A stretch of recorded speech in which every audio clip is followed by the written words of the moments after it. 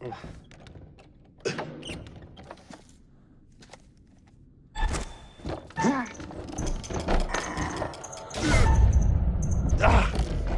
shit.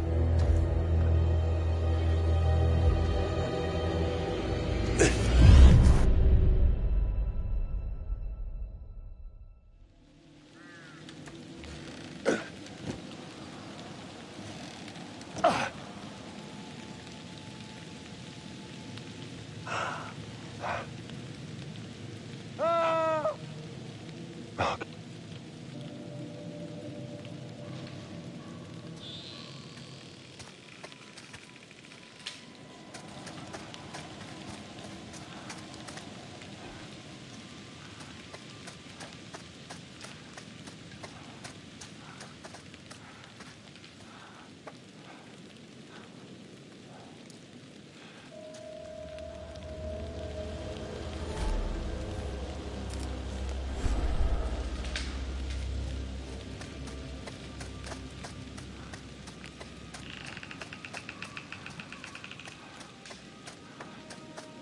Mark. Hey, Mark.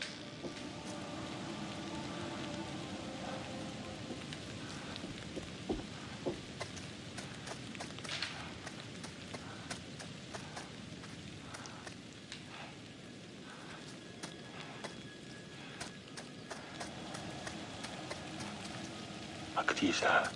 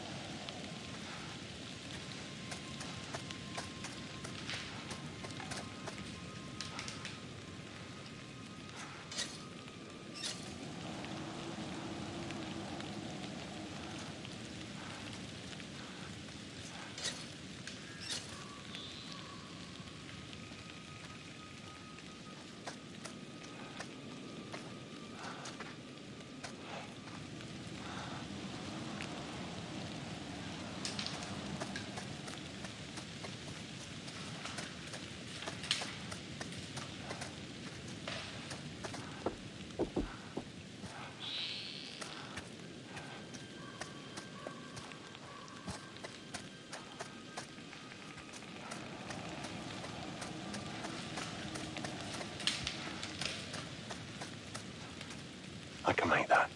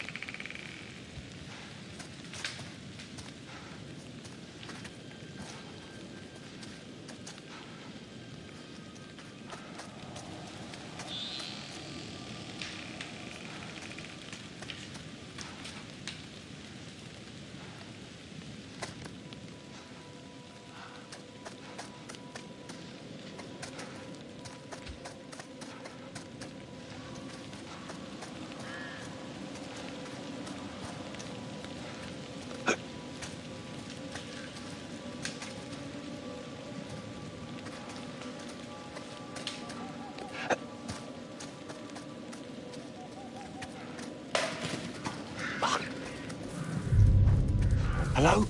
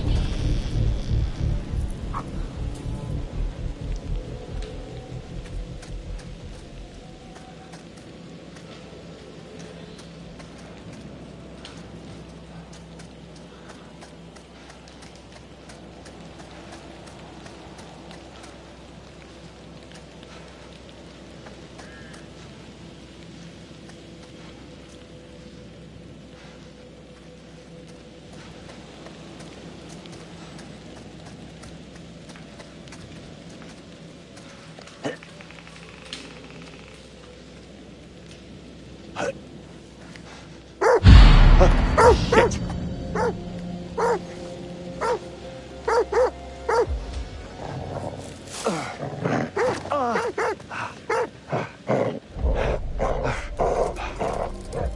Yeah, fucking fetch.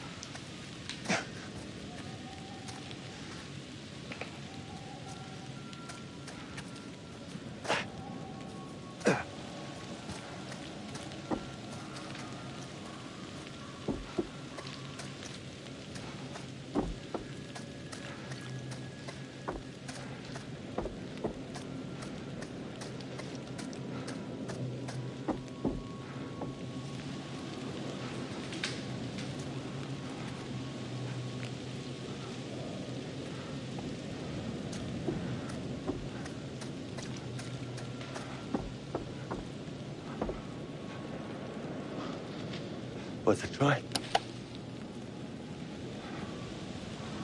Waste of time.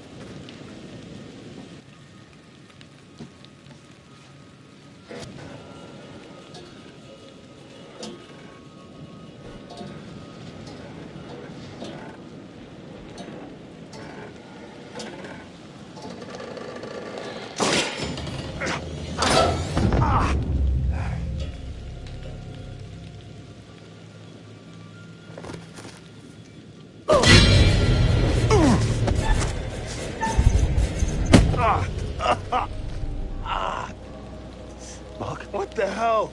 Charlie? You're alive. With broken ribs. Charlie, I thought you were dead. I nearly was. I'm sorry for that. I thought... How the hell did you make it out here? Yeah, good to see you too, mate. I nearly got fried, you know. I know. We saw it. You saw it? What the hell does that mean? How exactly did you get out of that? Where are the others? Mark.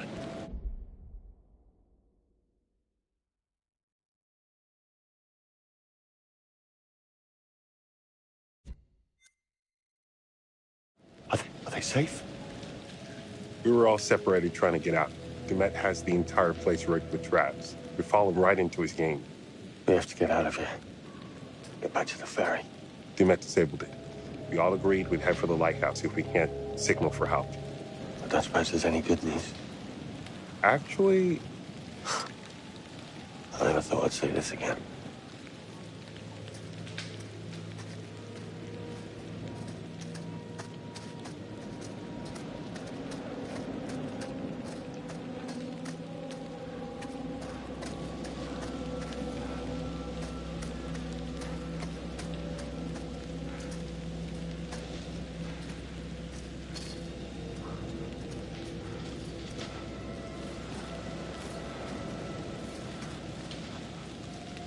Jesus.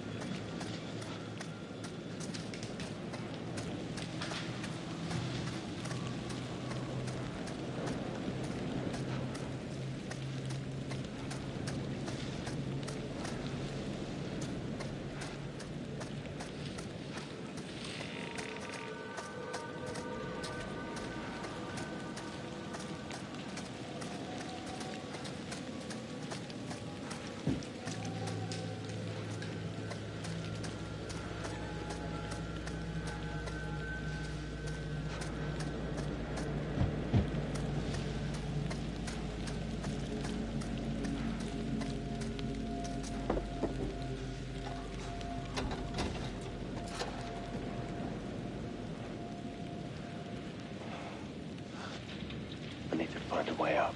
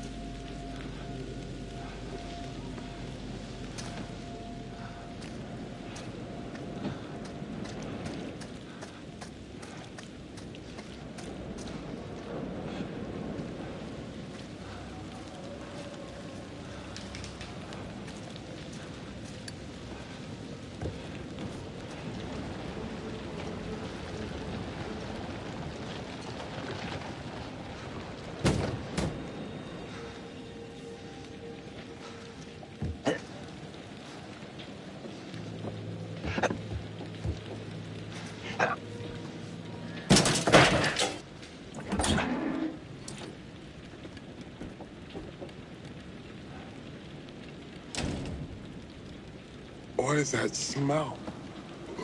Ugh.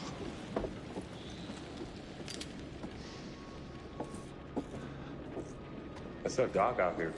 Yeah, I did too. Scared the shit out of me. You scared him off by panicking, most likely.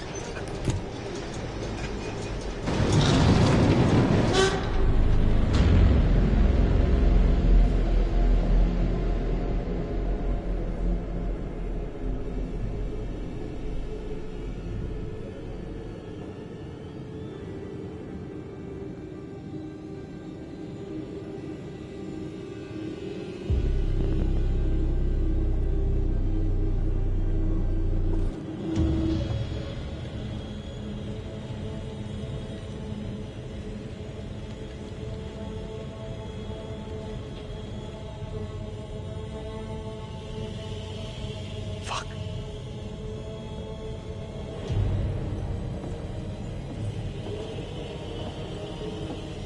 Quiet.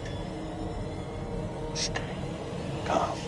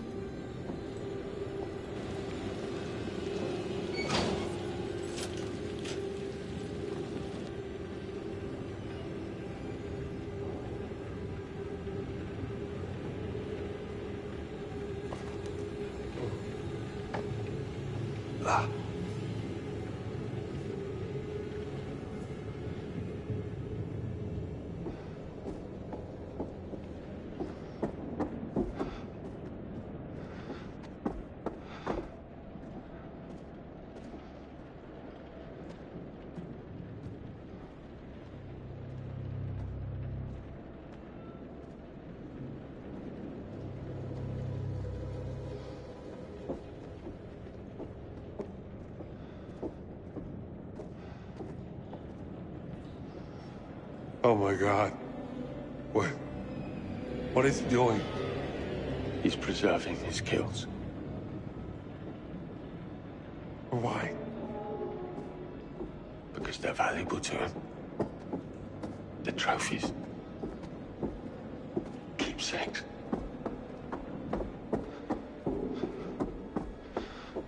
D-Matt sure seems to know a lot. Do you think maybe we're dealing with more than one person? What do you mean? Tending this place, the weird robots, the traps. Could it be just one man? It's one man. One very driven, very disturbed man.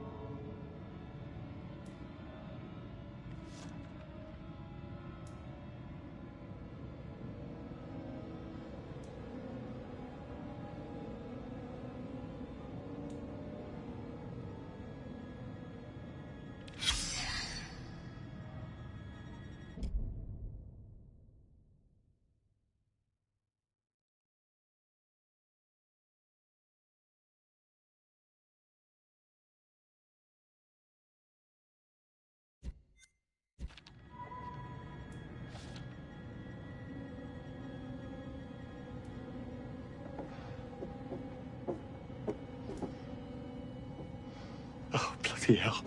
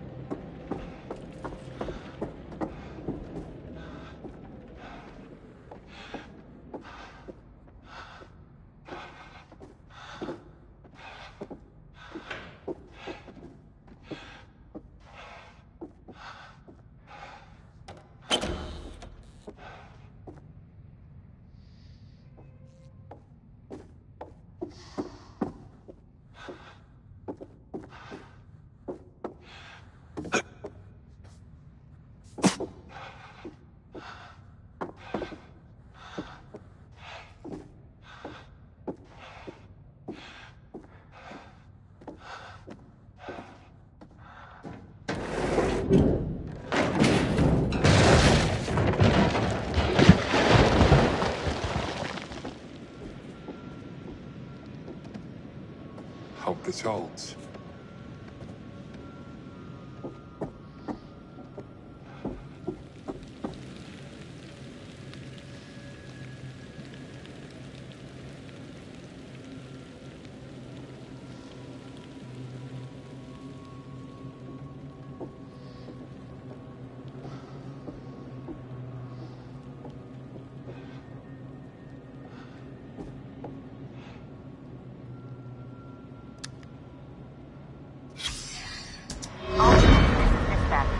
On the lookout for a male suspect believed to be the Shoe Shine Killer.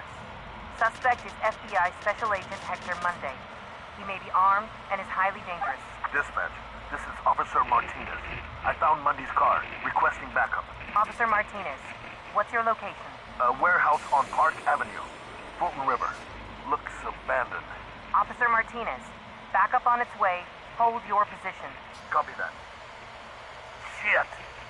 Seen me. Officer Martinez, hold your position. Shit. We have a situation.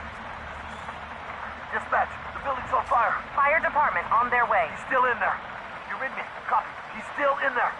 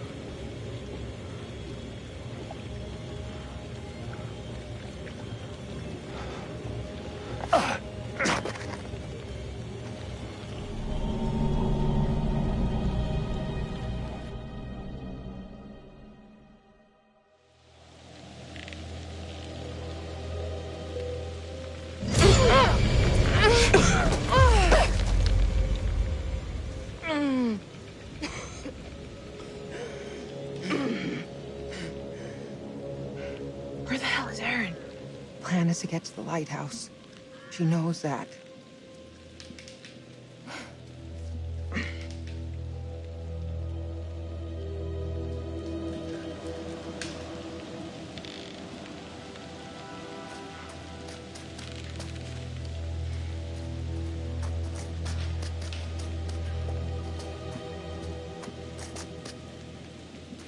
I'm worried about Erin. She's tougher than you give her credit for. What if she's hurt?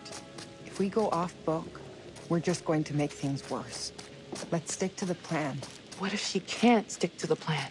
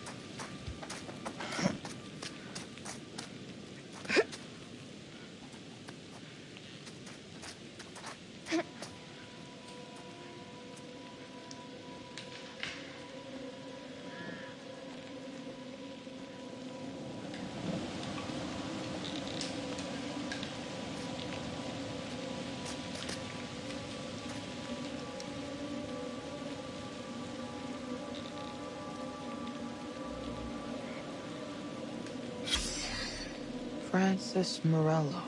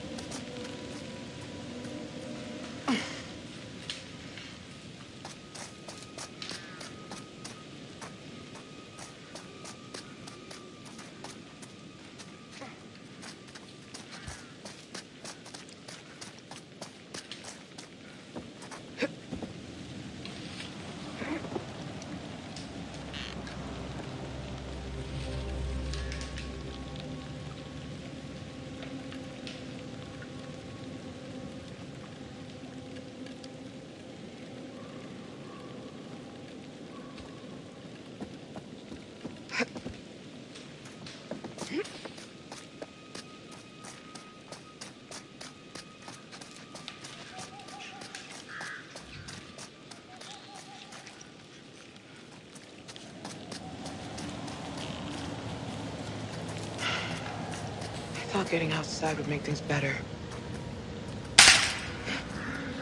Did you hear that? There's something out there. It's a forest. It could be anything.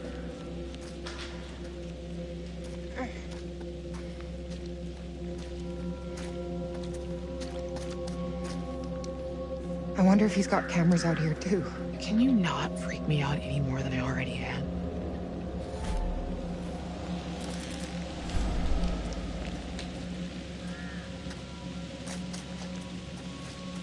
This is usually where you'd bring up the Topeka shit show. I'd give up Charlie's left nut to be in Topeka right about now.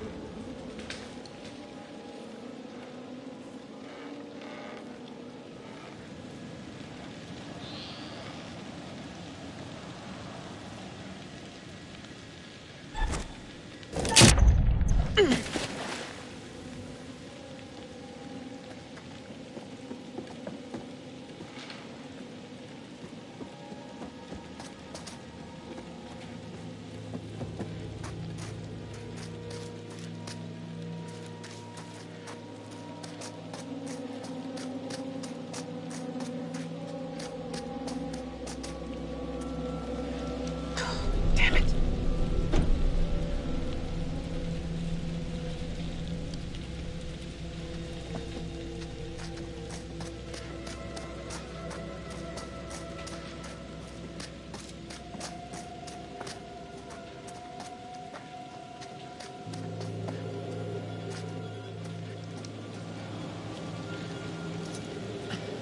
Got it.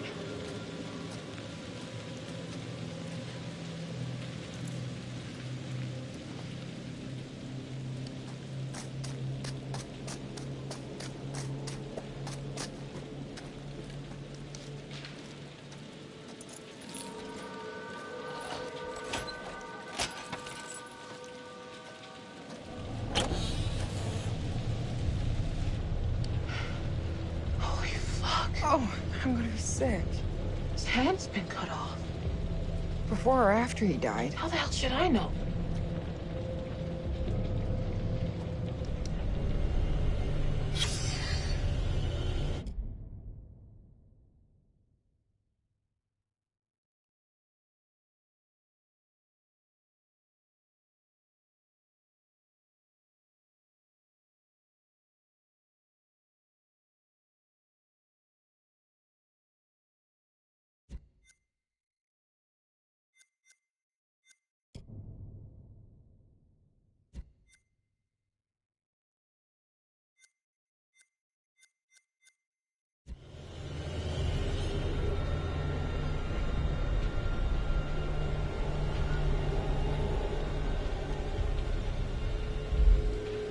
This thing is juice.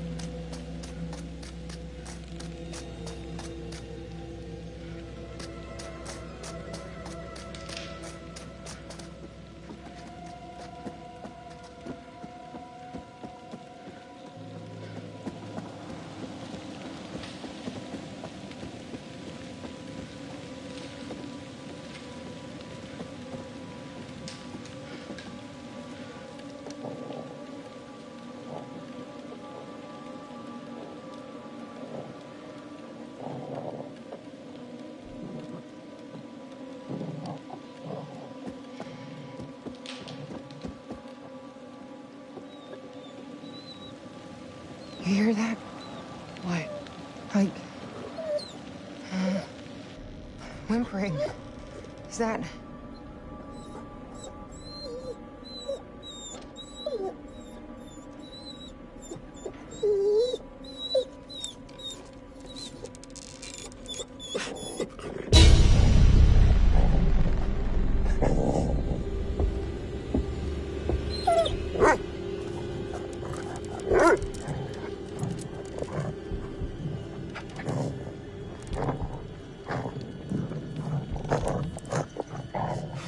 Help me.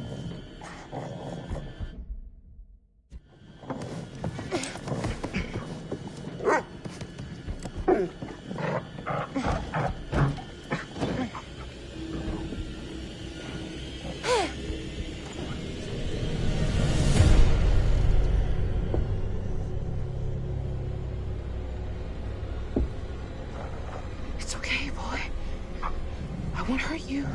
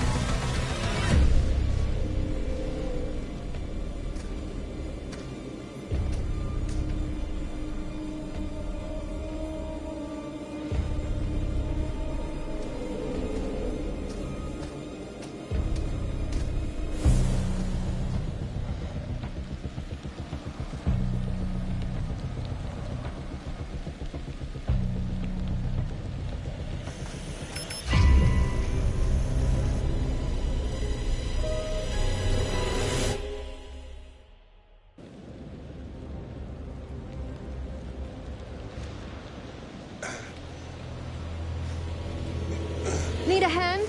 Oh, oh. Aaron, holy shit. You're okay? Erin, I'm so glad you're okay. Give me a hand. You're fine. Where's Kate? Jamie? Have you seen them? Do you know where they are? We got separated in the woods. I didn't...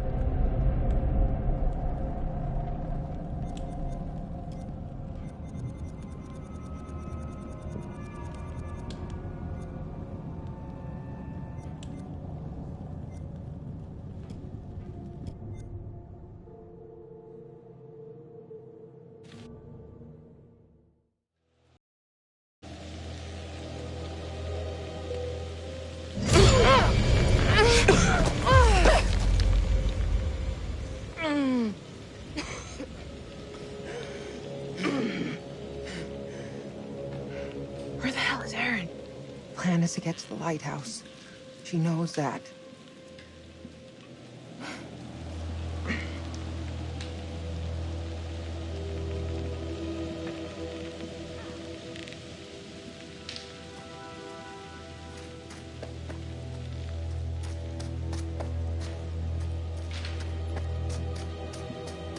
I'm worried about Erin. She's tougher than you give her credit for. What if she's hurt? If we go off book, we're just going to make things worse. Let's stick to the plan. What if she can't stick to the plan?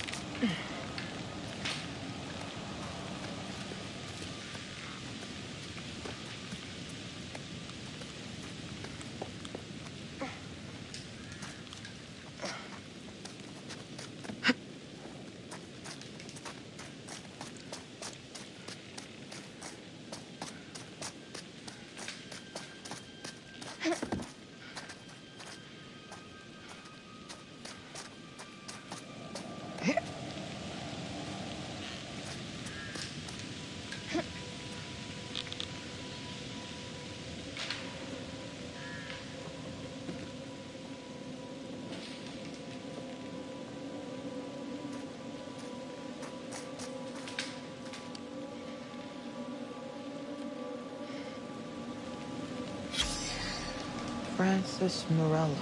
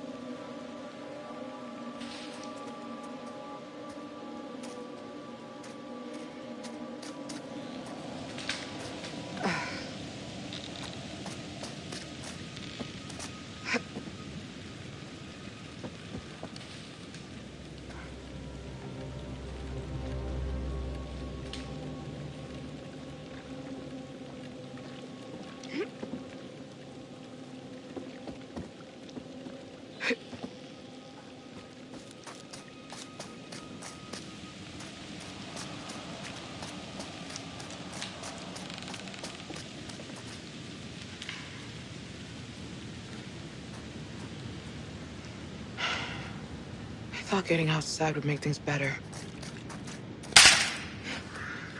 Did you hear that? There's something out there. It's a forest. It could be anything.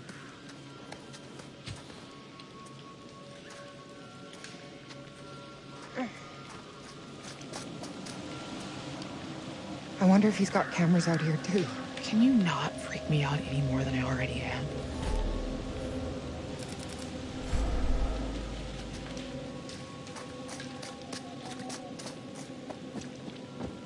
This is usually where you'd bring up the Topeka shit show. I'd give up Charlie's left nut to be in Topeka right about now.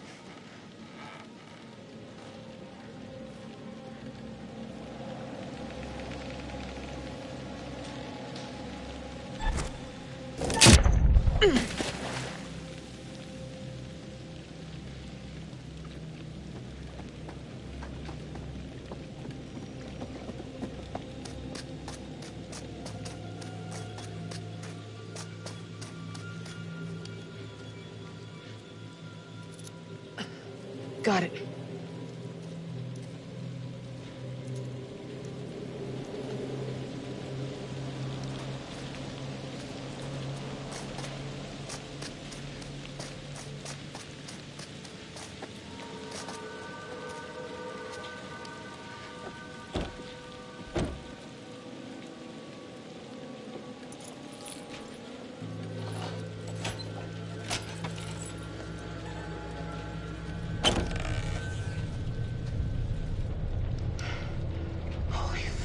Oh, I'm gonna be sick. His hand's been cut off. Before or after he died? How the hell should I know?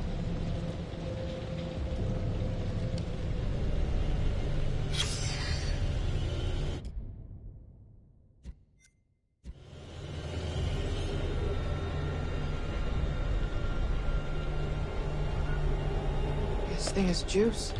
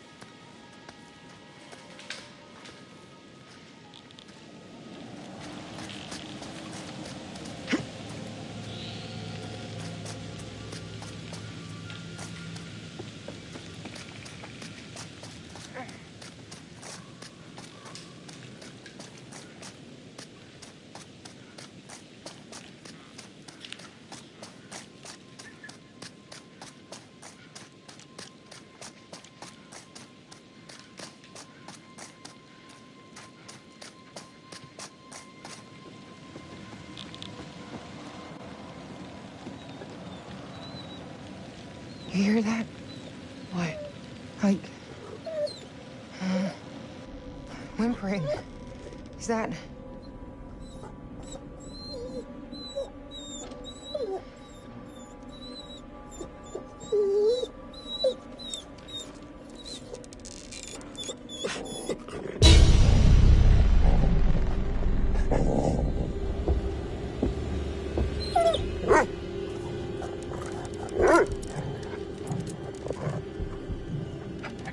Okay, fine.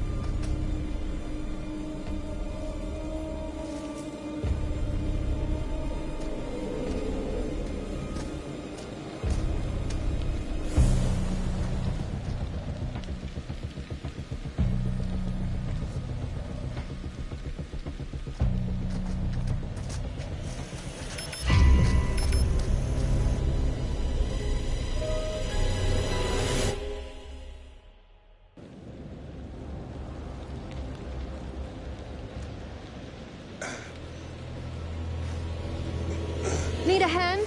Oh, oh. Aaron, holy shit. You're okay? Erin, I'm so glad you're okay. Give me a hand. You're fine. Where's Kate? Jamie? Have you seen them? Do you know where they are? We got separated in the woods. I was too scared to stop and look. I'm sorry. It's okay. It's gonna be okay, Aaron. They'll get here. I found a way inside. Come on. Amazing. Well done, Erin. You're not coming with us. What? Are you... I heard your call with Dumet. You set this all up. You set us up to die. Erin, you are out of your mind. I would never...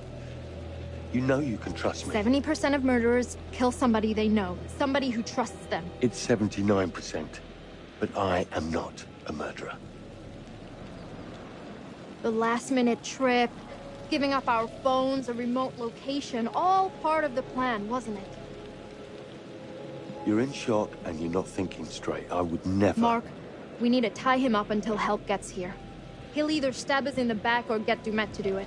Erin, I would... Quiet!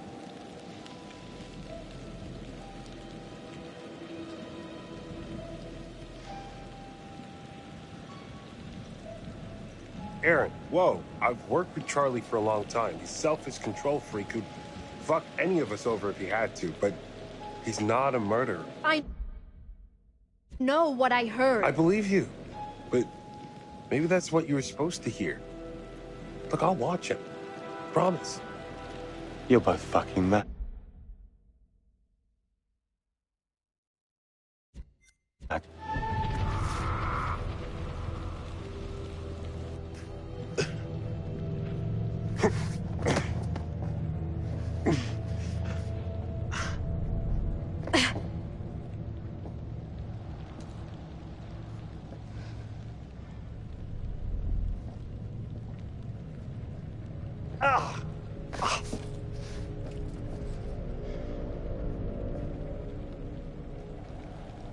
Let's figure out how to get this thing working.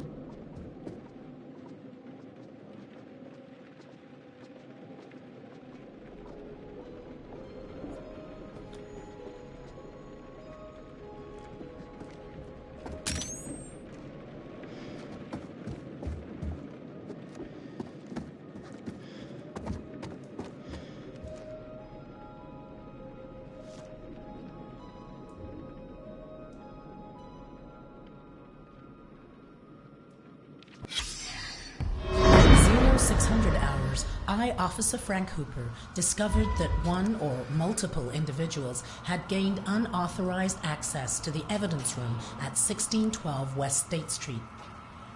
Among the missing items were assets recovered from the apartment of former FBI agent Hector Monday, including books, clothes, notes, surgical tools, and dental equipment. We are currently running with the theory that this was the direct result of souvenir hunters looking for a piece of memorabilia from the case. End of report.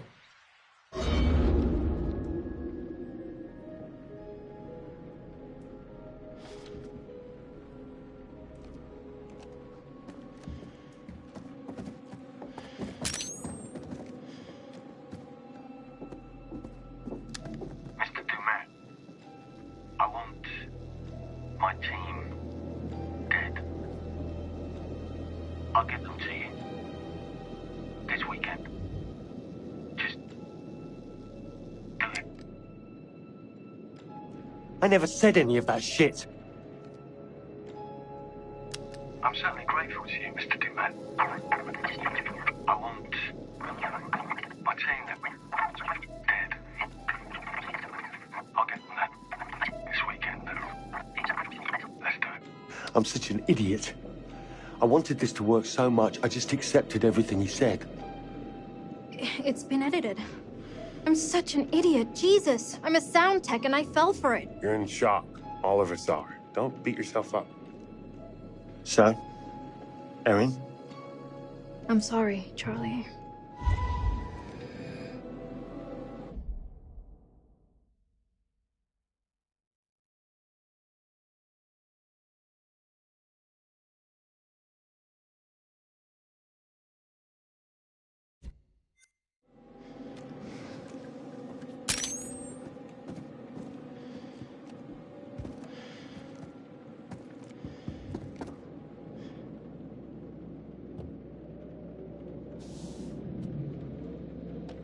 Hector Whalon Monday.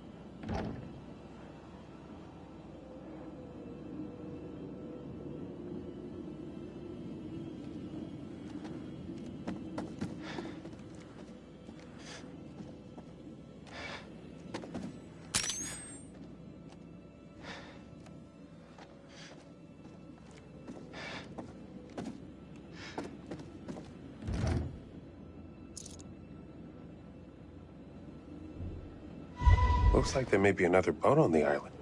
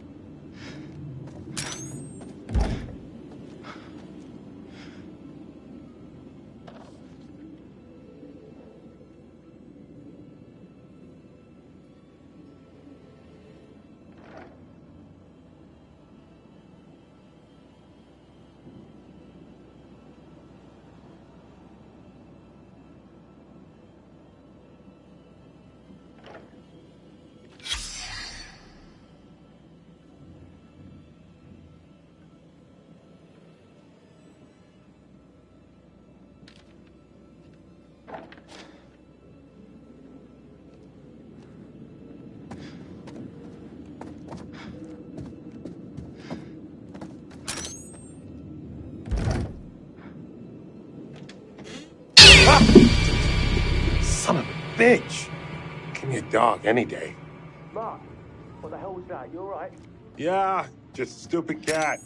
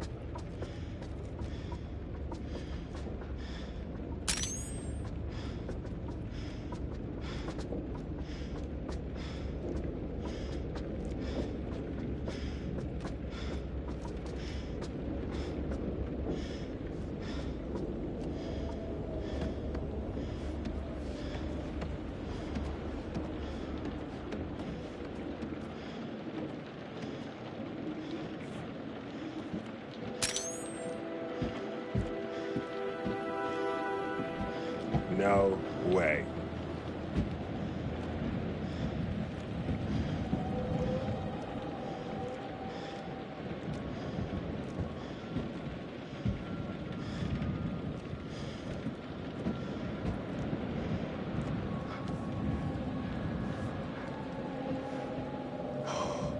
Don't look down.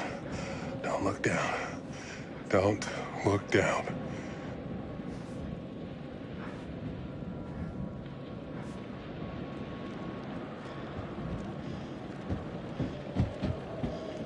Tampering with the seal is a federal offense.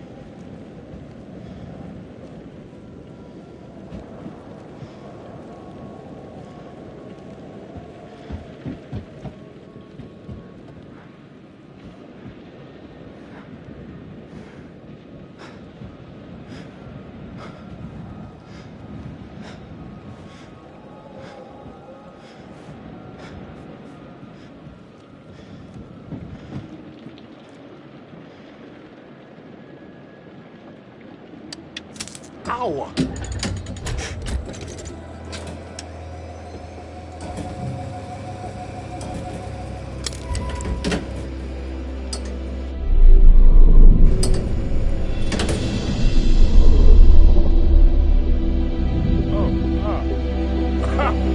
Fuck yes! Woo!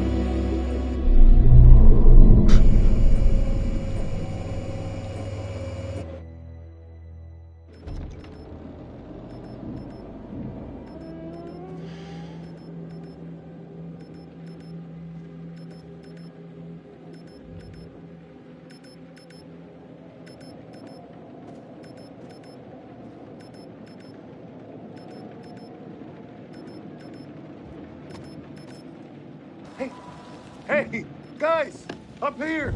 Kate, Jamie, I'm here!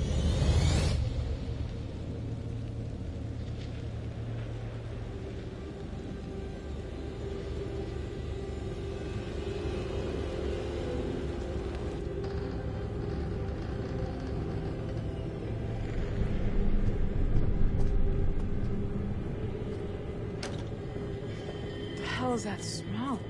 Jesus. Oh. There you are. I wasn't expecting you. Are you early for a change?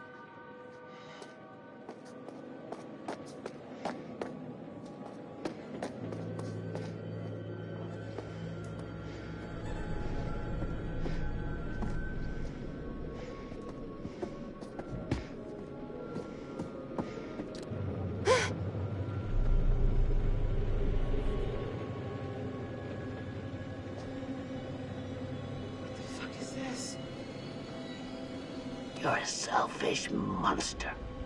Always have been. Hey. Hey! Who are you?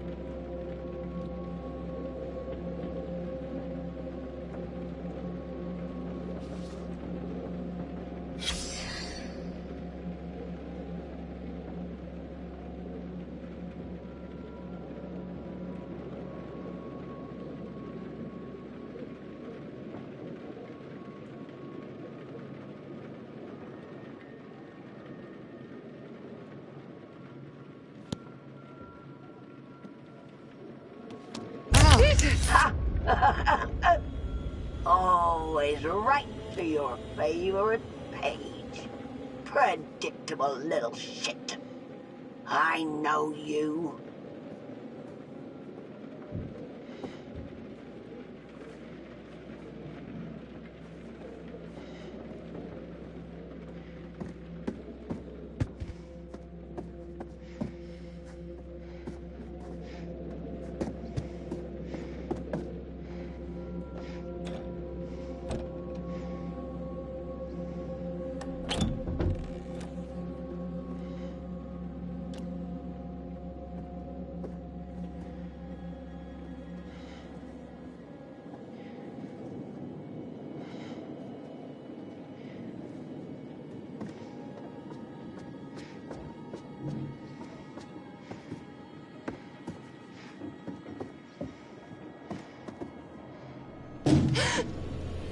Oh, thank God.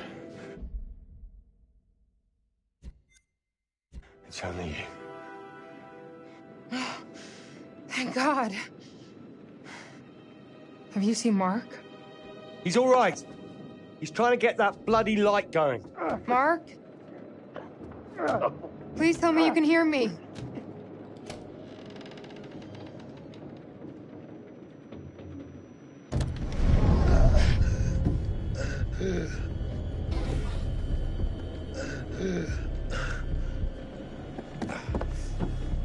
Mark!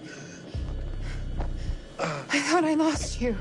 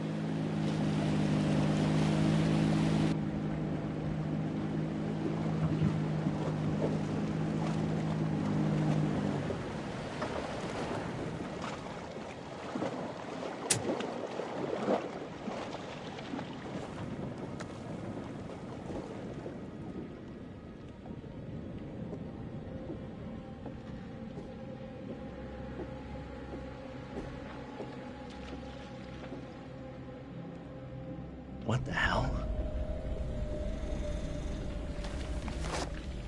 Oh. Hands where I can see them! All of you! He killed them. No talking! I said, hands where I can see them! Thank God you're here. You have to help us. Until I know what's happening here, no one moves.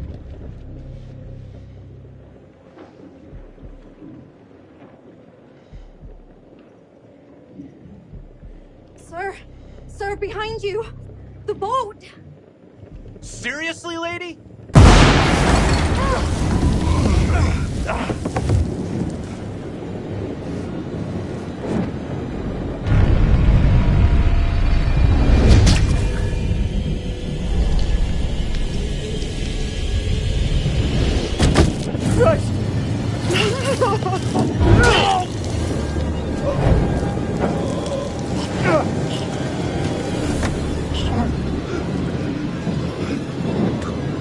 There!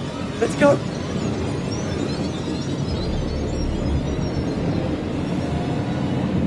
gun?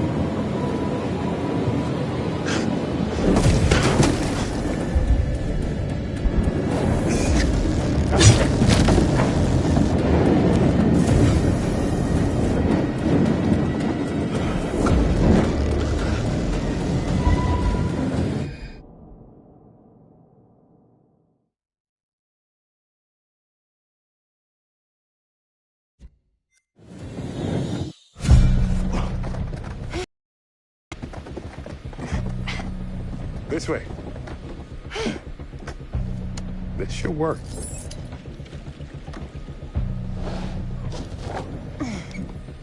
Oh, it's not working. Starter cord. There. Work, damn it! Hey, Connie. Good to see you, boy. Come on. Come on!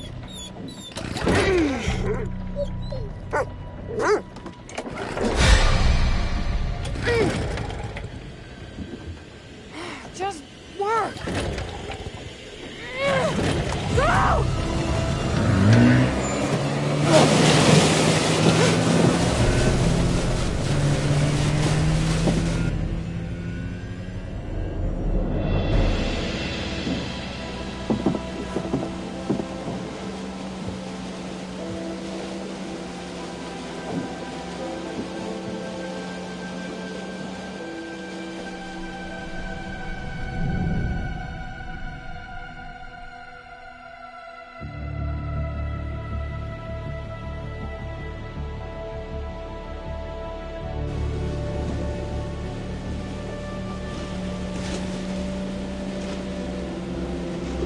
We did it. Barely. I'll take it. We have to call the police. Aim for the lights.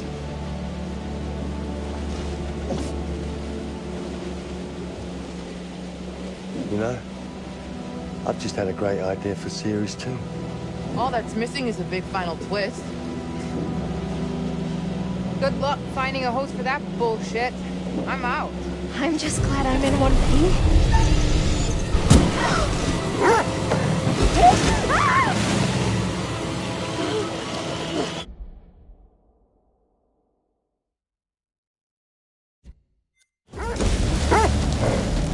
Hang on!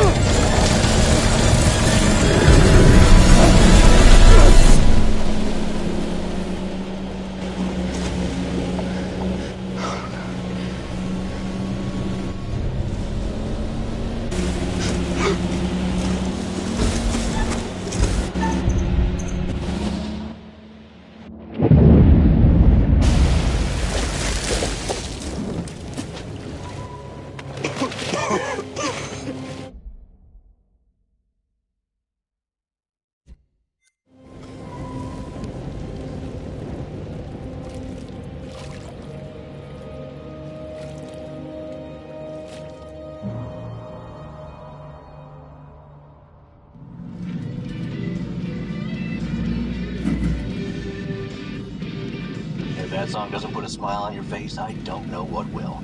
We have a non-stop block of your favorite classic rock after this break. No damn commercials.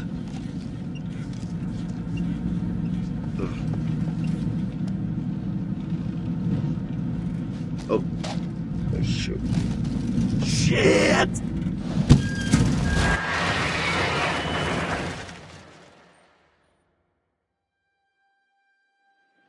And I looked up, and there they were just in the middle of the flipping road, waving their hands and arms like a bunch of crazies. And where you coming in from? Fort Wayne. Been driving since 3 a.m. Early start. Well, I was trying to get into the port by 8. Probably not gonna make that now, am I? I'd say likely not.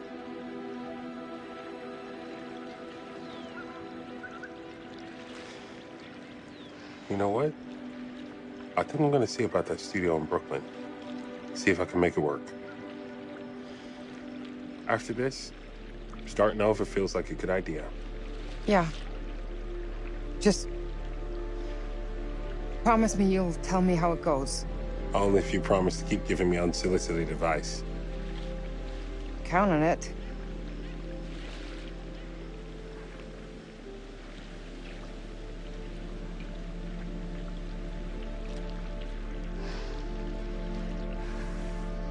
So, probably not the right time to ask this, but... Oh God, what? Are we are we a thing? Dude, trauma bonding is legit hot.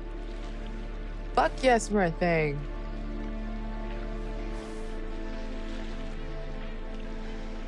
Hey, I think you dropped this when you were running for your life back there.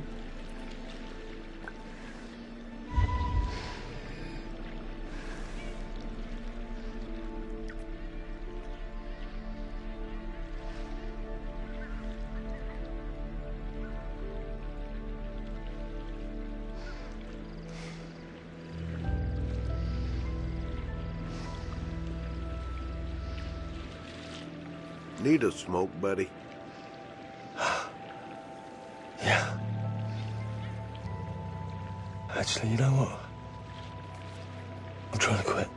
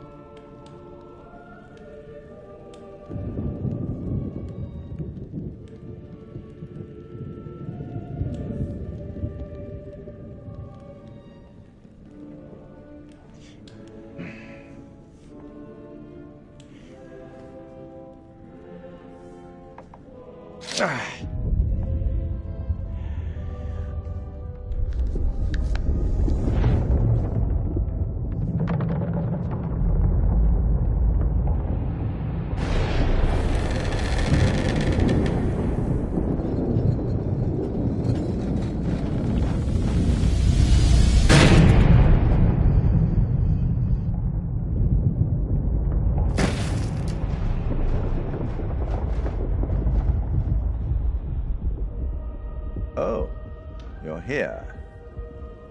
All good things must come to an end, but how good was the end for our crew? Hats off for keeping all of them alive.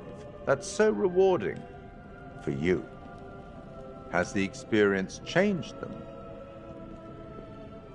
Kate had a secret. She was traumatized by something that happened a long time ago. But she faced the thing she was most afraid of in the whole world and survived. Jamie learned that she had to trust other people and work with them, and to care for them. Mark had to stop waiting for people to tell him what to do. He had to make his own way in the world. Erin showed everyone that though she might be easily spooked, she found immense courage when she needed it the most. And it took courage to act on the feelings she had for Jamie. And Charlie finally understood that leadership is more than ordering the team around. He had to treat them as equals and let them take the lead when the time was right.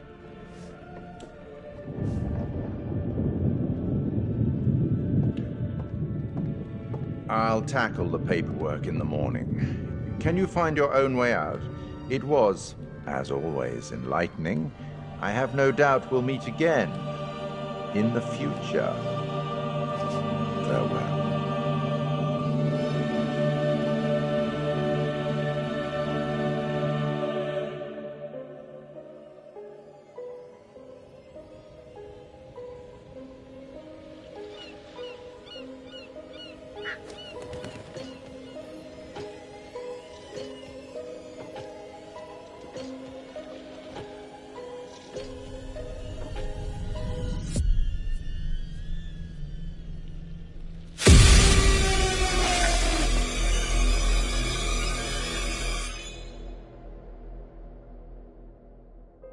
The chain of events are still unclear at this point in time.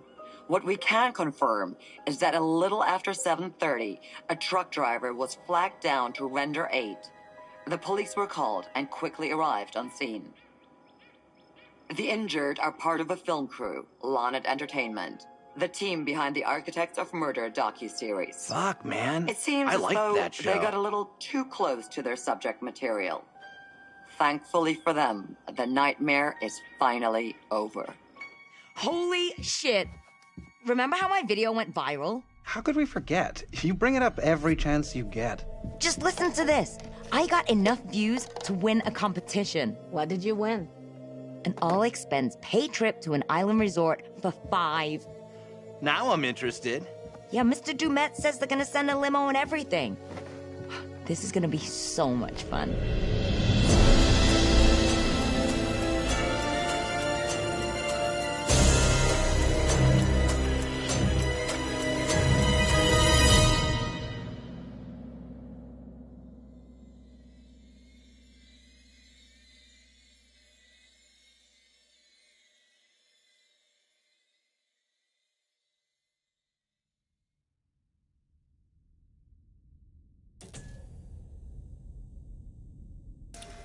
Oh, death.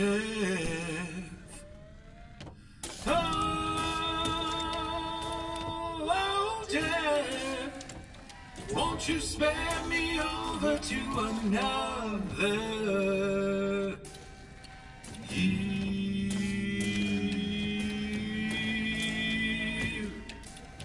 Oh, what is this I cannot see with icy hands taking hold of me?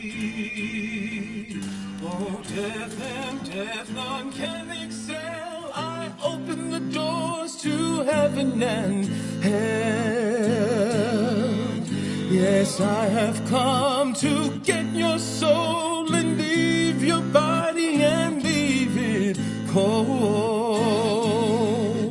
To drop the flesh from on your frame, the earth and worm both have their claim. I said, oh, death, oh, death, won't you spare me over to another eve? I said, oh, death, oh, death, won't you spare me over to another eve? Now death, if this is true, please give me time to reason with you. From time to time you heard and saw, so I close your eyes and I lock your jaw. I'll lock your jaw so you can't talk. I'll fix your feet so you can't walk. And I'll dim your eyes so you can see this very hour. Now come with me. I said, oh, death, oh, death, won't you spare me over to another eve? I said, oh, death, oh, death, won't you spare me over to another eve? Now, death, please give me time to fix my heart and change my mind. Your heart is fixed, your mind is broad. I'll have your shackles to drag you down. Too late to all farewell. My dawn is fixed, I'm summoned to hell. As long as God in heaven shall dwell, my poor soul shall burn in hell. I said, oh, death, oh, death, won't you spare me over to another eve? I said, oh, death, oh, death, won't you spare me over to another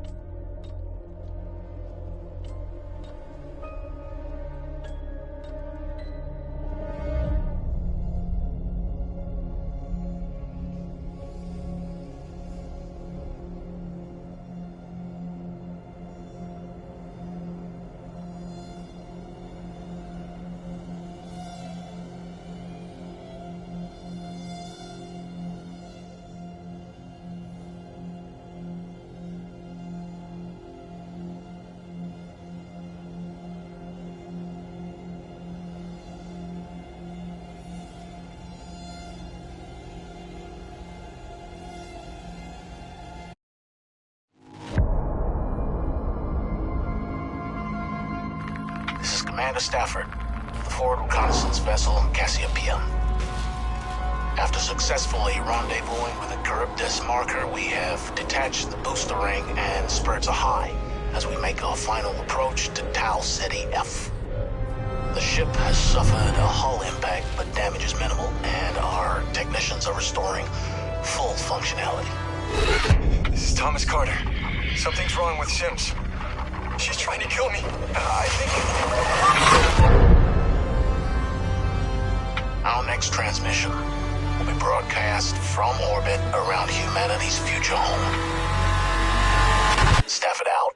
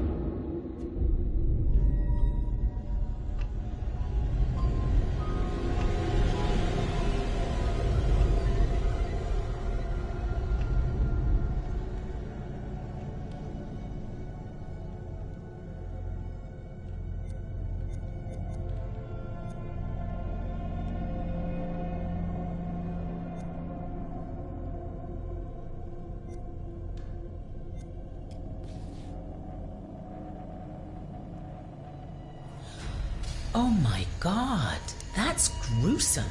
Right? Investigating violent crime is gruesome.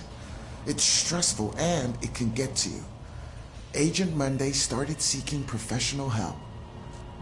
We have here a transcript from one of the sessions Monday attended with Dr. Isabella Garcia. Michelle, will you grab that piece of paper over there and read it for us? Sure. Psychological assessment conducted by Dr. Isabella Garcia. Patient name, Monday, Hector.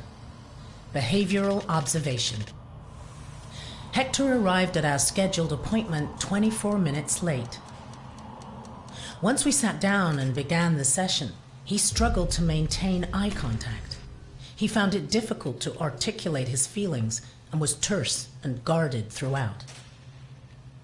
Hector has been working long hours and, as a result, isn't sleeping well. Hector spoke about his recently deceased mother and displayed evidence that he hasn't yet fully come to terms with her death. I strongly recommended a course of antidepressants, but he is resistant to this idea, believing that it would have a detrimental effect on his capability with regards to his current investigation.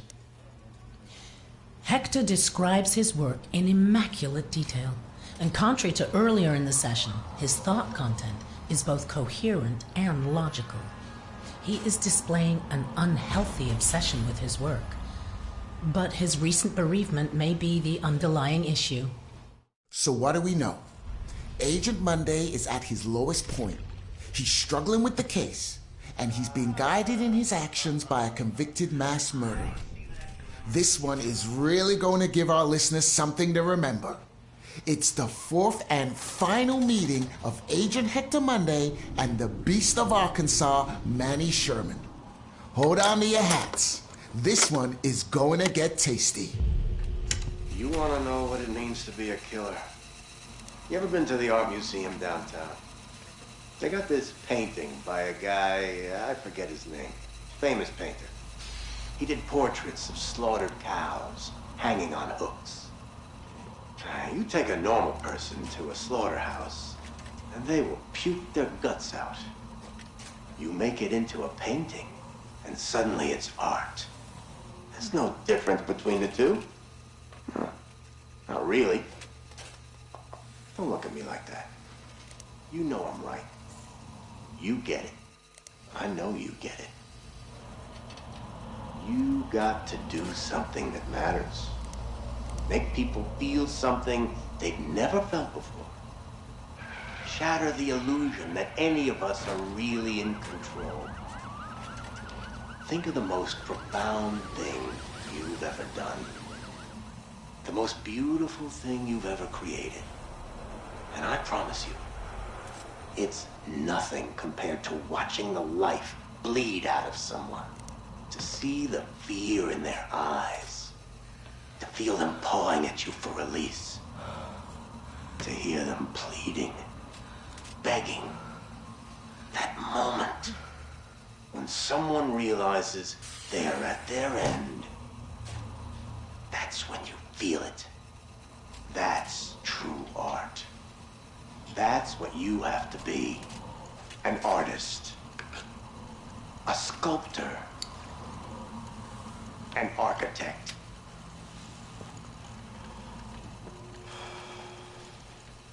I see the gleam in your eye, Agent Monday. You're not fooling me. Ah, look at you now, huh? Am I gonna be your first? Well, come on then, huh? I'm right here. This room is soundproof. You don't even have to wait for a plane to fly overhead.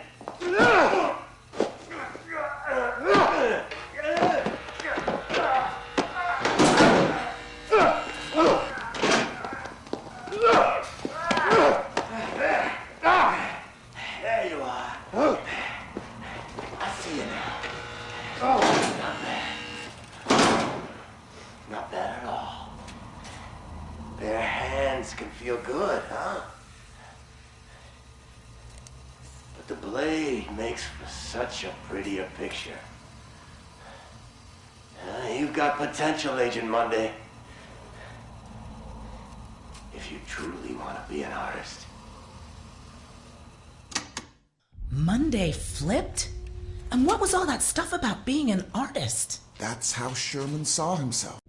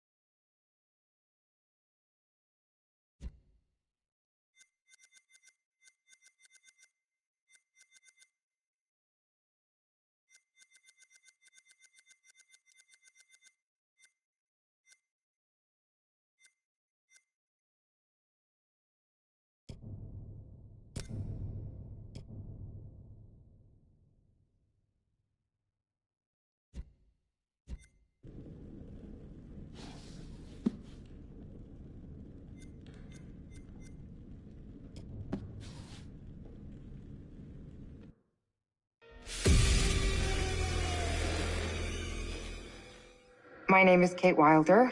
I've got a master's in criminal psychology. I'm an investigative journalist and hope to make a difference. Hey, we're here with Jessie Buckley to talk about Supermassive's brand new game in the Dark Pictures anthology, The Devil in Me. So let's start at the beginning. Tell us a bit about the character that you play. I play a character called Kate Wilder, who is a presenter who's part of this documentary team who are doing a show about the serial killer H.H. Holmes. America's first serial killer confessed to 27 murders. The number grew significantly. Nearly 200 lives. I'm a serial killer documentary watcher. Is that your jam too? Yeah, I'll watch a serial killer documentary. Right, it's weirdly relaxing. Like, okay, cool, yeah, I can it's chill kind out. of fascinating why we're all addicted to kind of those stories. We need a plan. Forget his games, traps, all that bullshit. Think about the killers we've covered. There's always a weakness. I'm not playing detective. I just want to survive. Playing detective is how we survive. So what interested you in the role of Kate? Well, to be honest, I've never played a video game in my life, and I had no idea what the hell the world was. Oh, wow. Okay. So that was firstly why I kind of was like, oh yeah, that sounds new and fun. And yeah, and then I read the script and talked to Alita, who's our director, and it just seemed like a really lovely thing to be part of and something new and fun. And I can't believe how they create this world. Action. You know, usually I just get a script and it's like 70 to 100 pages long, but there's like 300 pages in one script. It's unbelievable. So, as you kind of mentioned, the game has multiple branching paths, so your character could end up in any number of situations.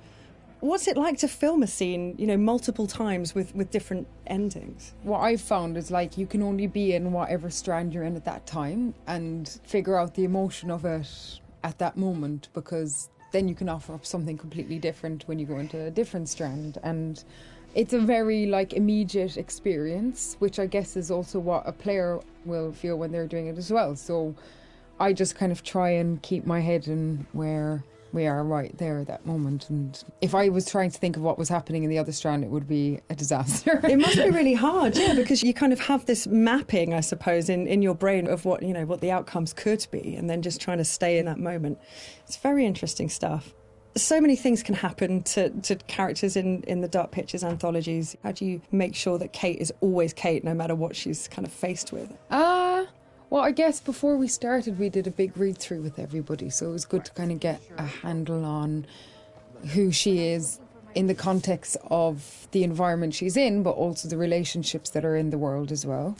It just kind of reveals itself from the script, and I just kind of let her run free and see what That's so cool, happens to her. Yeah, I don't think anybody has continuity in themselves. I don't anyway. It must be very difficult. Yeah, really difficult. And that's it. I guess it's quite good fun to then go, okay, let's go with this and see where we end up. Well, I think also Kate lives on the knife edge of she has a genuine obsession and curiosity about serial killers. So there's part of her that's kind of running towards it and part of her that's running away from it, and all of them have come to be curious about H.H. Holmes, but also with that, you're kind of living a real life horror as you're going into this world. So, come on, Charlie. What do we know about this guy? And everybody's fantastic, and they're all such distinctive people, and they all somehow genuinely feel like a crew, Nice, yeah. You kind of have the kind of riffs. Charlie is thinking. She looks a lot like a temper tantrum. And the new fledgling loves, and then the kind of creeping horror of your life. What are you doing with your life? Sounds very familiar. Yeah, I think I've been there at 3 a.m. What is all of this? Okay, so let's talk about the setting that Kate finds herself in. I've heard something about murder castles, and I'd like to know more. So the production company that Kate works for, Lonnet Entertainment, they get a mysterious call from a stranger who says that he's basically made a replica of H.H. Holmes' murder castle. Wicked. And invites them to come and document it because he knows that they're interested in serial killers. And Lonnet Entertainment, which is run by a character called Charlie, is kind of hard up, but only Charlie knows that. And so even though Kate is a bit kind of resistant to go because it just feels like another kind of fuddy-duddy thing, they agree to go to this island as one last kind of hurrah. It sounds like absolutely nothing awful is going to happen. It sounds like a perfect setup. I think I'm going to have a cup of tea. Delightful. Yeah, lovely island. Very nice. Look. Years are the wine that fill the cup of time. So in the game, you've got quite a limited inventory. Which items would you take into the house if you could take anything? I'd probably take, like, I think, look, all these mad people are just in need of a hug. So I'd probably take a bottle of wine and just be like, mate, let's just sit down, have a glass of wine, talk about what's going on here. Get Charlie's fags. Come here. Have let's a fag. Let's just calm down. That's my weapon of choice. I'd kill him with kindness. Well, you could at least start with the wine, and if that doesn't work, you've got the bottle. So I mean, it's perfect. You're done. You're done. And if not, I could just drink it myself and have a lovely time. Some kind of belt with 3 or 4 of them attached. Off you go. It's all going to be fine. And if it's not fine, you're not going to know about it. Yeah. Done. Perfect. Good choice. Think it's okay if we pour some wine? God, please do. So you've mentioned the chase scene with the other girls. Was that fun? That genuinely was fun to be running and scared and all of that? Yeah, it's always fun. I mean, I think everything's kind of fun. So, thank God it's not something that happens regularly in your real life. So when you get to be part of something where it's super heightened and surprising and otherworldly things can happen, and you've got these 2 excellent kind of birds beside you who are like fighting off the demons, and you're genuinely scared and you're kind of doing it together, it's it's brilliant. Move your ass! Go! I've been around mocap. I've seen mocap. It fascinates me. What was that like? And more so, what's it going to be like to see your face in a video game? To wear a mocap is like, I mean, you just feel like you've got a huge nose because you've got this cycling helmet on, but then it has a huge beak at the end where there's a camera. And sometimes when they're putting it on, you can see the other actors already kind of lined up, and it's very close. It's very scary. No! You're gonna kill me! But yeah, I think it'd be super interesting. I don't know, maybe I'll look a bit better. They'll doctor me off or something. Kate's just a better version of me. Yeah, it'll be really interesting. It's going to be very cool. As far as, let's say, traditional acting versus video game acting, what were the differences? Was there a huge kind of difference between the two? I'd say the main difference is just the speed at which you work when you're making a video game. You still have the same intention, and narratively it's the same kind of experience because you're creating characters together and you're creating a world together, and wonderful directors like interacting with us as a film director would. And also you're on a stage where there's little square boxes and there isn't a costume, you know, that's something that's added later, and all that's being caught is the emotions on your face. It must be quite intense when it's just focusing on your face. That must be a real, like, I don't know, like intensive experience. Although, to be honest, like the scripts they're really good, and so I don't really try and think about that too much, whatever the situation. I think if I did think about it, it would be an awful disaster. Yeah, may change the situation entirely. You just kind of listen to everybody else that's there and get on with it. We need a plan. Forget his games, traps, all that bullshit. Think about the killers we've covered. There's always a weakness. You suggesting we invite him to tea and psychoanalyze? I'm suggesting we use our heads. We play his games, we'll lose. It's our best shot.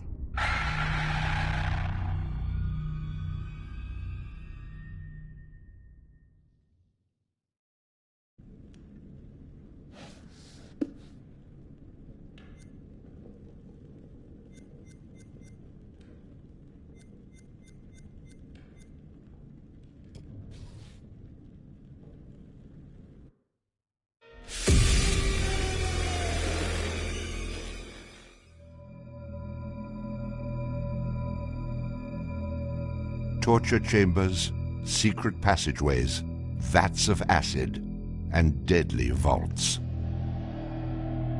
In 1895, Chicago police unearthed horrific evidence of torture and multiple murders at the sprawling castle of H.H. Holmes. Masquerading under the guise of caring doctor, kind husband, and prominent businessman, H.H. Holmes was a contemporary monster, designing his buildings solely for the disposal of human bodies. Torture Doctor, Monster of 63rd Street. H.H. Holmes was America's first serial killer.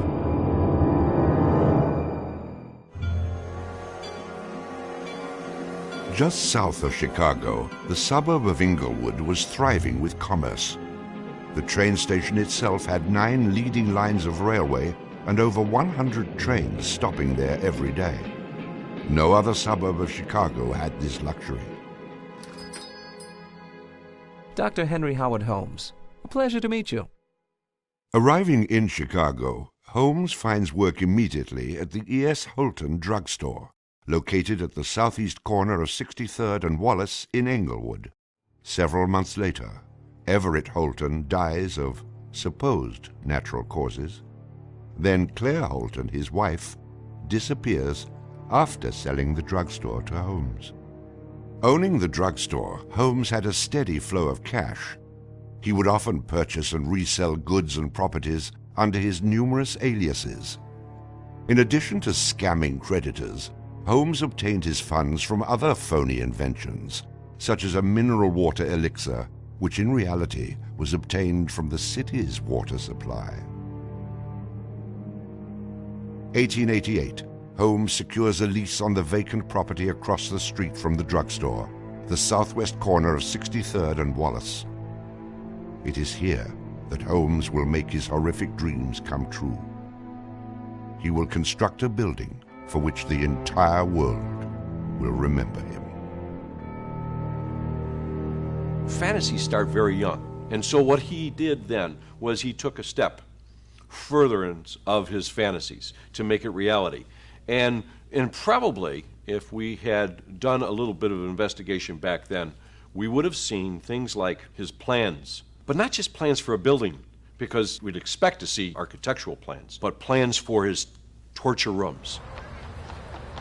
For the suburb of Englewood, the building Holmes is erecting at 63rd and Wallace is a massive construction project. Day after day, passers-by stop to gaze at the spectacle of the many laborers working together to create a magnificent new edifice in their neighborhood. Englewood residents were so impressed with the massive building that they named it the Castle. From its outward appearance, it seemed rather normal. But like the duality of Holmes, the exterior and interior of the building were extremely different. Holmes himself was the architect of the building. He was the only one who knew its design. There was this constant turnover of workers on the building. He would hire a mason to put in a wall and then fire the guy, or hire somebody to put in part of a staircase and then fire him. And there seemed to be several very sinister reasons behind that. One was he managed not to pay a lot of these people because he was always claiming that they were doing incompetent work. But the other, much more insidious reason was that no one except him really had a clear idea of what the structure of the interior of the house was. He had a huge bank vault installed in one of the rooms. And the way he did it was he put the vault in first while the building was under construction, and then built the room around it. And he bought this thing on credit and then refused to pay for it. The bank company said they were going to repossess the vault. Holmes said, well, come on in and do, but if you damage my building in any way, I'm going to sue you for everything you're worth. The bottom floor of the castle housed a pharmacy, jewelry store, barber shop, restaurant, and a blacksmith shop. Behind this innocent facade was a Gothic house of horrors designed by the mind of a monster.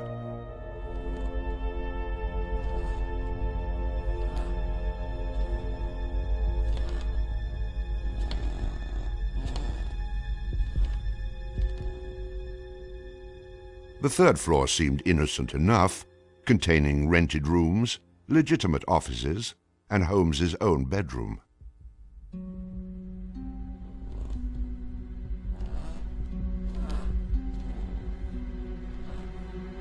But it was the second floor that contained 35 rooms, many specifically designed as killing chambers.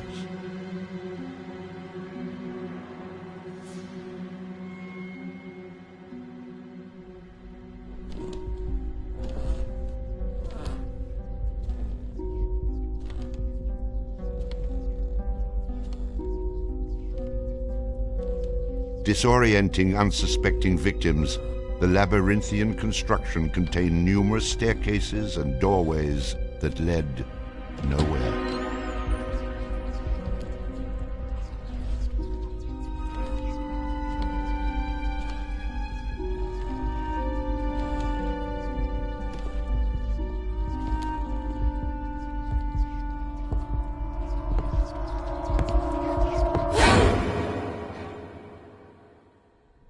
For a quick method of hiding a victim's body, a concealed greased chute and trapdoor led directly into the basement of the castle.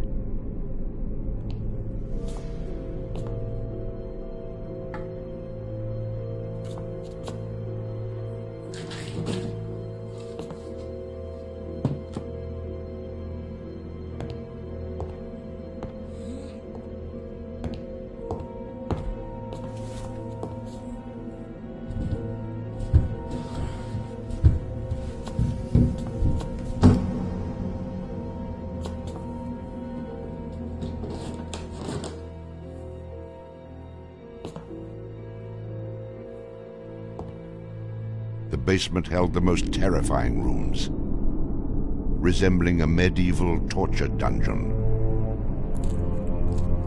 Acid vats, quicklime pits, and a crematorium disguised as a glass-bending furnace were Holmes's favorite methods of immediate body disposal.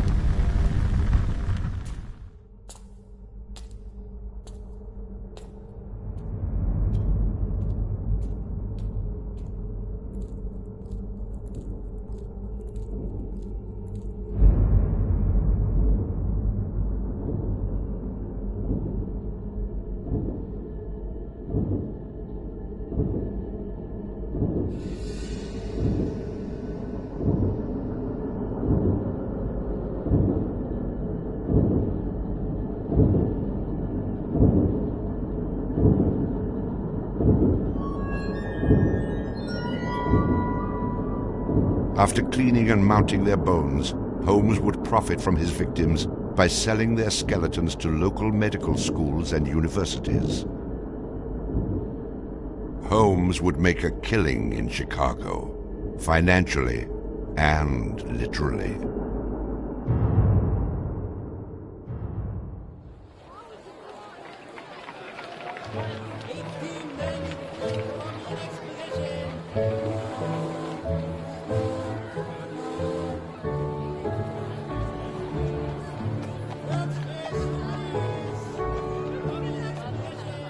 May 1st, 1893, the World's Columbian Exposition is open to the public in Chicago. Spanning 600 acres, sprawled out along beautiful Lake Michigan, the magnificent fair is a monumental sight to behold. Over 20 million people from around the world would attend the dazzling World's Fair between May 1st and October 30th, 1893.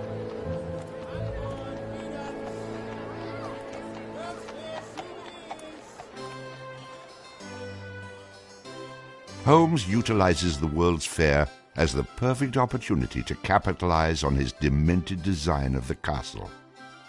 Located only a few miles from the World's Fair, Holmes's castle was perfect lodging for tourists. Holmes decides to rent rooms to visitors of the fair. He entirely renovates the upper floors of the castle, bringing in the most modern furnishings and luxuries, all purchased on credit, which Holmes had no intention of repaying. In addition to placing newspaper ads for rooms to rent, Holmes visited the fair with several of Benjamin Peitzel's children, preying on elderly women who flaunted their wealth making sure he invited them back to the castle for a warm night's stay in a soft bed.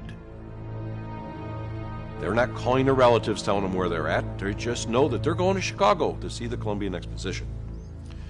Perfect victims, because they're unknown in the city. Their relatives, wherever they came from, know that they were coming to Chicago, and they never came back. Now, how do you start to find them? They don't even know where they stayed. Perfect, easy victims. I'm sure some of them got in and out of his place with no problem. And others, they walked in and they never checked out. Some of the rooms had been completely lined with asbestos to make them soundproof. Hidden in Holmes's office was a master control panel which connected to gas lines leading into airtight sleeping chambers. Holmes would lead his victims into the rooms, lock them in,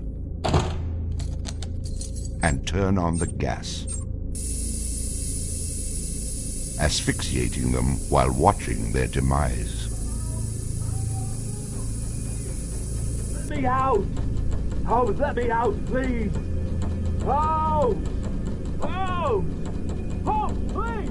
Holmes! At the height of the World's Fair, Holmes masterfully juggles his castle businesses, renting rooms, dodging creditors, selling skeletons, and attending to the needs of the many women in his life.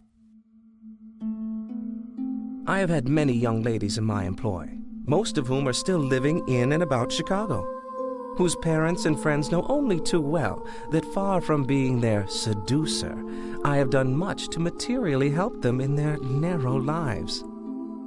Being a personable, attractive young doctor and businessman, Holmes won the hearts of many women throughout his life. At one point, Holmes managed to secretly have 3 wives, each never knowing of the others. In 1890, Julia Connor became Holmes's employee and mistress, living at the castle with her daughter Pearl. When she became pregnant and demanded marriage, Holmes agreed on the condition that she allowed him to perform an abortion on her. She agreed. Neither Julia nor her daughter Pearl were ever seen again. Just a week later, Holmes sold a clean, articulated skeleton to the Hahnemann Medical College for nearly $200. In 1892, Holmes acquired another mistress, Emmeline Sigrand, and employed her as private secretary. Holmes sent Emmeline into the vault to retrieve some papers and sealed it, suffocating her to death. Several weeks later, the University of Chicago acquired a female skeleton from Dr. Holmes. In 1893, Minnie Williams became Holmes's new private secretary and eventually his mistress. Minnie was the beneficiary of a property in Fort Worth, Texas, valued at over $40,000. Holmes murdered Minnie and her younger sister Nanny after having Minnie sign over the Fort Worth property to him. In 1894, Georgiana Yoke became Holmes's 3rd wife. He married her under the name Henry Mansfield Howard. Like his other legitimate wives, Georgiana lived out her entire life. On July 19, 1895, Chicago police enter the Holmes castle. The world would now learn of the horrors that the castle had kept secret for so very long.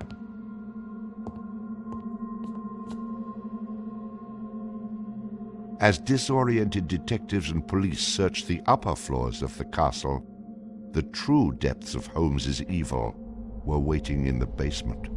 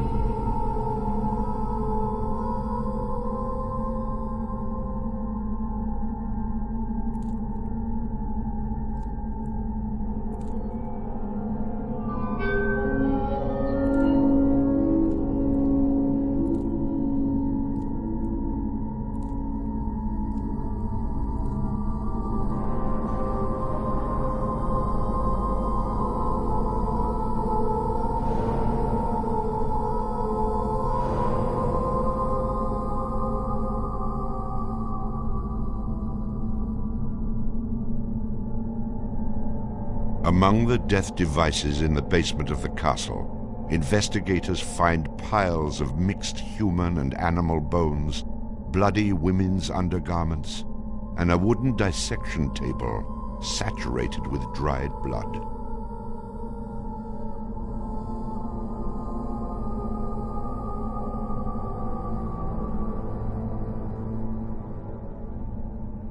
Chicago police were inundated with names of people reported missing from the World's Fair. 50 missing people were eventually traced to the Castle of Horrors. The evidence, blood and bones found in the basement posed a problem for 19th century criminal investigative techniques. It was very difficult to go and identify even the bones as being human in origin, because with the very small fragments you didn't have enough of the identifying characteristics to be able to make that ID.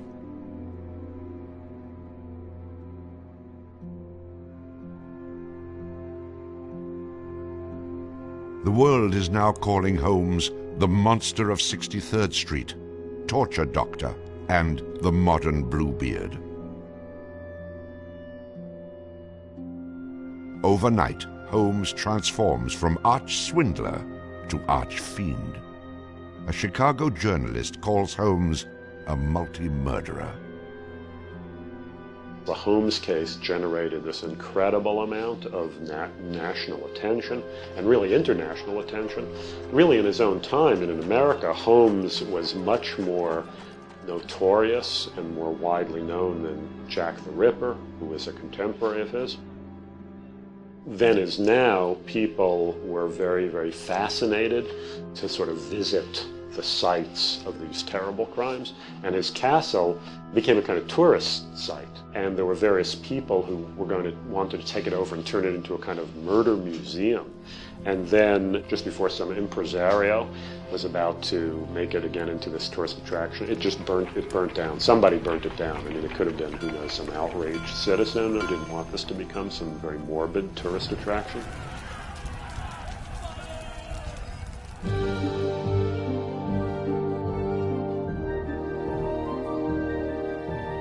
Holmes's trial was kind of the O.J. Simpson trial of the day. It just generated this huge amount of publicity. The case had become a kind of national obsession. Of course, there wasn't CNN or Court TV back then, so it couldn't be covered quite as relentlessly, but it was covered very, very extensively. There were true crime books and pamphlets and all kinds of stuff. And Holmes himself had become a sort of folk figure almost, you know, the sort of national boogeyman.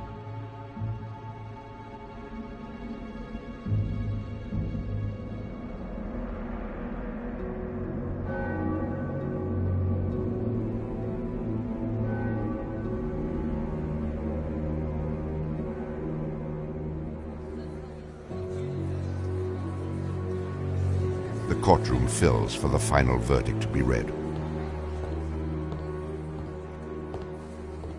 Holmes becomes extremely nervous when not one of the jury members looks at him. In his entire criminal career, this is the moment Holmes never believed would occur. He is found guilty of murder in the first degree. Herman Webster Mudgett, alias H.H. Holmes, would be hanged on May 7th, 1896.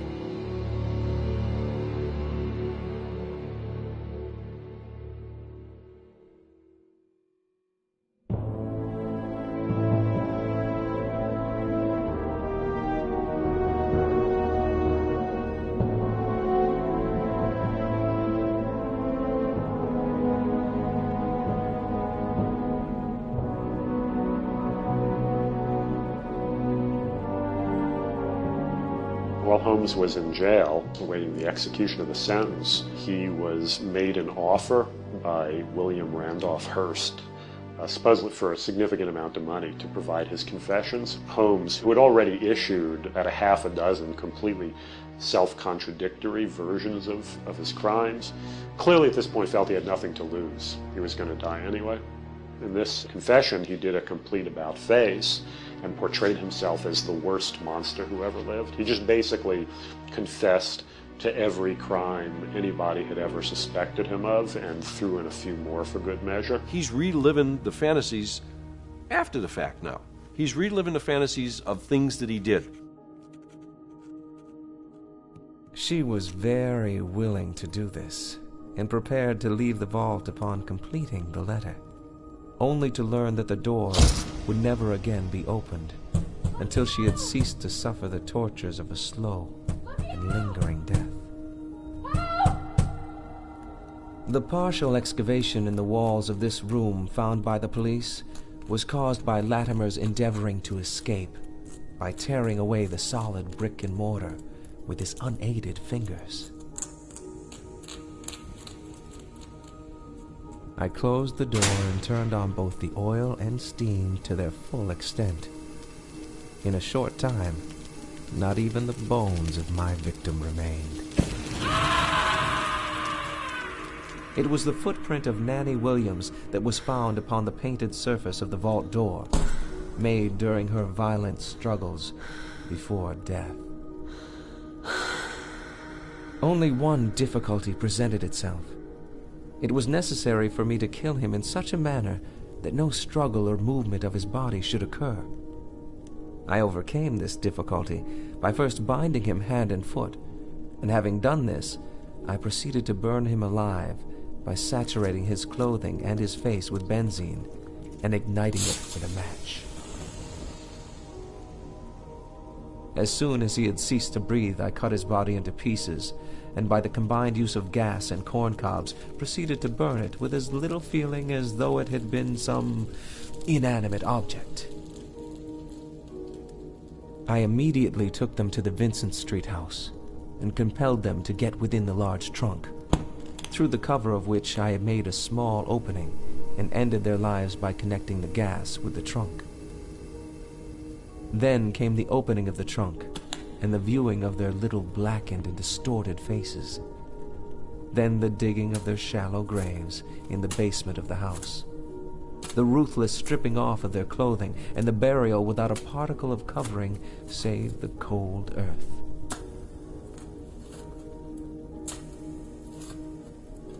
I am convinced that since my imprisonment, I have changed woefully and gruesomely from what I was formerly in feature and figure. My features are assuming a pronounced satanical cast. My head and face are gradually assuming an elongated shape. I believe fully that I am growing to resemble the devil.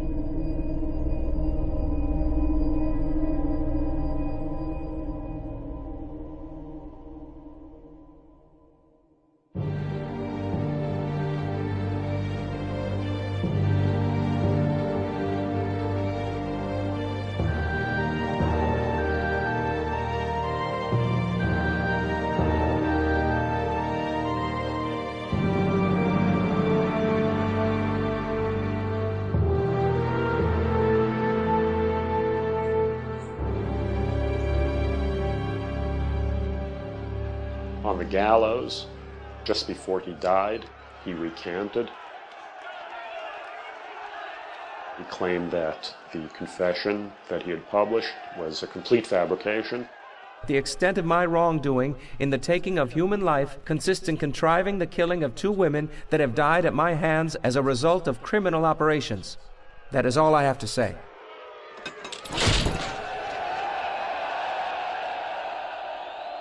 H. Holmes is hanged on Thursday, May 7th, 1896, just 9 days before his 35th birthday. At 10:25 a.m., he is pronounced dead. He was very concerned that after his execution, his body would be dug up either by medical men seeking to dissect his brain and find out what made him tick, or just ghoulish sort of, souvenir hunters. And he requested that he be buried within a big slab of concrete, which he actually was. One of the things about Holmes is that nobody knows for sure how many people he actually killed. Although in my researches, which were pretty, I feel, thorough and extensive, it seemed very clear to me that he murdered at least 9 people. There have been stories that he killed 50, 100, countless people, particularly in Chicago at the height of the World's Fair.